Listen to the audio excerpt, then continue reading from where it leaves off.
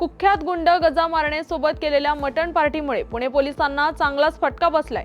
या प्रकारानंतर पुणे पोलीस दलातील एका सहाय्यक पोलीस निरीक्षकासह 4 पोलीस कर्मचाऱ्यांना निलंबित करण्यात आलंय। सांगली कारागृहात नेले जात असताना मारणे याने पोलिसांच्या उपस्थितीत एका ढाब्यावर मटण पार्टी केली। ही संपूर्ण घटना ढाब्यावरील सीसीटीव्हीत कैद झाली आहे। आरोपी असतानाही त्याला बाहेर जेवण देणे तसंच पोलीस कर्मचाऱ्यांची बेजबाबदार वागणूक यांमुळे ही निलंबनाची कारवाई करण्यात आली आहे। दिवसापूर्वी पुण्यातील पोलीस आयुक्त यांनी कुख्यात गुंड गजानन मारण्याच्या टोळीवर कारवाई करण्यात आली।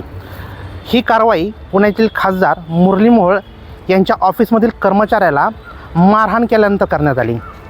त्या संदर्भात पुण्यातील येरवडा कारागृहातून गजा मारण्यांना सांगली येथील कारागृहात हलवण्यात आले।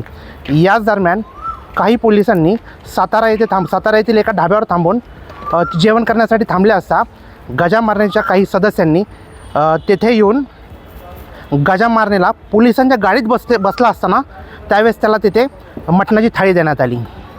या सर्व प्रकाराची माहिती पोलीस आयुक्तांना कळली असता पोलीस आयुक्तांनी त्या ढाब्याची सीसीटीव्ही फुटेज चेक केले असता ही माहिती उघडकीस आली। त्यानंतर पुणे पोलीस आयुक्तांनी सदर API व त्याच्यासह 4 पोलीस शिपायांची तडकाफडकी करण्यात आली। आता या संदर्भात पुढे नेमकं काय घडतंय हे पाहण्याजोगं राहील।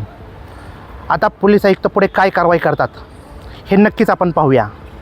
न्यूज अनकटमधून मी दिनेश वडणे, धन्यवाद।